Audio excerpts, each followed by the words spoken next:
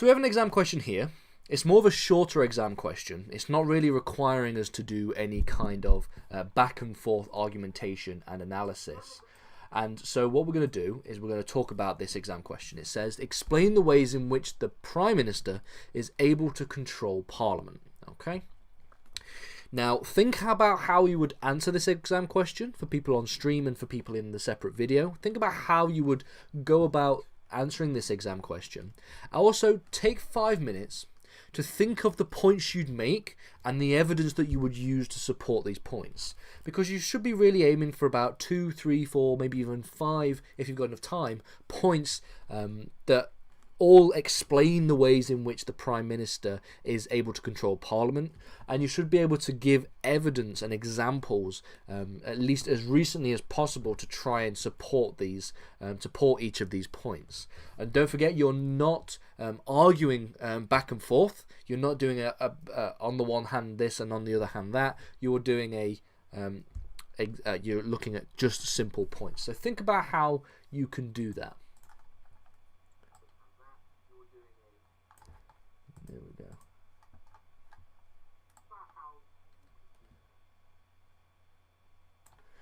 Let's see. Okay. Let's see what we can do. Let's have a look at some of the points that we can think about. Hang on. Okay. Let's think about some of the points that we could do. So, explain the ways in which the Prime Minister is able to control Parliament. Well, I've got 1, 2, 3, 4. I think 4. I've got 4 points that we can think about with examples, okay? So the first of these is the power of the prerogative. The power of the prerogative. The Prime Minister can exercise the powers of the prerogative, okay, as they are granted upon them by the monarch, by the Queen.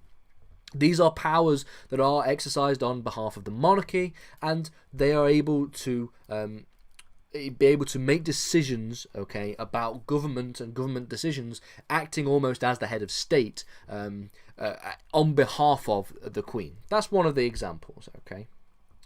They do not require any kind of sanction from Parliament. They don't require consent from Parliament. They don't require a vote in Parliament to exercise these powers. And the power of the royal prerogative is also seen as what we call the traditional power of the executive. It is the olden days power of the executive that is derived from the monarch, and the monarch's authority is obviously derived from God, according to the theory. We have another one here, through the whip system, using a 3-line whip to make MPs vote a certain way. Exactly, we're going to come on to that in a second. That is a very good point. Exactly, that's one of the points that I got, so well done on that one. The next point we can think about is the Prime Minister is often the leader of the largest party within Parliament. Okay? So this means, as you've just said as someone has just said in the comments, okay, being the leader of the largest party in Parliament gives you a lot of leverage as the Prime Minister. It gives you a lot of leverage as the leader of the government and the leader of the party that has the most MPs in Parliament, okay? Since the Prime Minister is often the leader of the largest party, don't forget, they don't have to necessarily be the leader of the largest party. They're only the leader of the largest party by convention, because the person who appoints the Prime Minister is technically the Queen, is technically the monarchy. However, they obviously will follow the standards set by the election, of course. So the Prime Minister, being the largest party, the leader of the largest party, with a majority, can rely on MPs, okay? They can rely on MPs to vote on their behalf, to vote with them on motions and on bills and on decisions that are passed. And if they can't, if there's a particularly controversial decision, then there might be an example where you require the whip. You require the whip, the chief whip being Mark Spencer. You require the whip to whip MPs into voting on your behalf, voting your way with you in those particular decisions.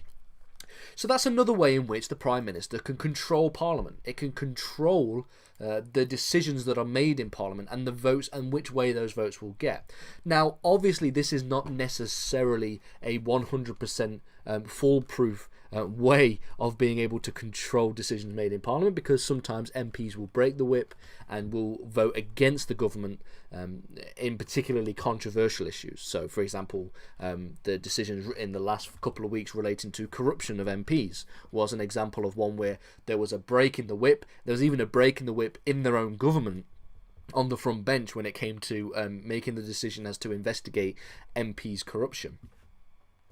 What can anybody think of any other examples? Can anybody think of any other ways in which the Prime Minister is able to control the Parliament?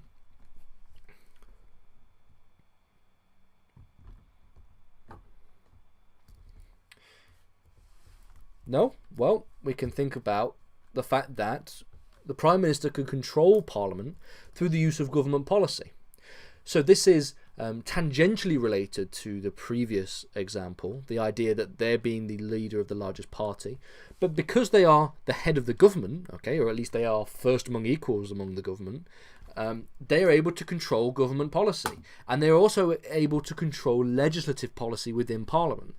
Because they have the power of government policy, they have the power of what legislation is put to Parliament, is put to the floor to be debated on, so they can control Parliament by controlling effectively what gets debated and what gets put to the floor. Now, there are examples of backbench MPs providing bills and doing some work in doing that, and there's also examples of e-petitions that if they get enough signatures then they will be debated in Parliament. But for the vast majority of the time, Parliament is controlled by the government through the use of government policy. Prime Minister is able to control Parliament using government policy. Okay, now the final one is the Prime Minister can use their popularity to control Parliament. This is a much more political one that is in nature. The fact that the popularity of a Prime Minister, okay, can often be detrimental to the popularity and the way in which the public view Parliament, because ultimately Parliament is established and is supposed to scrutinise the Prime Minister and scrutinise the government insofar as possible, in as many ways as possible. And if the Prime Minister is very popular, is doing what they believe is the will of the people, then the Parliament can get quite a bad rap and can get quite a lot of negative publicity and negative attention in the ways in which that takes place. As someone put in the comments here, opinion polls. Exactly. This ties into the fact when we have opinion polls. And if you were to use this in an essay,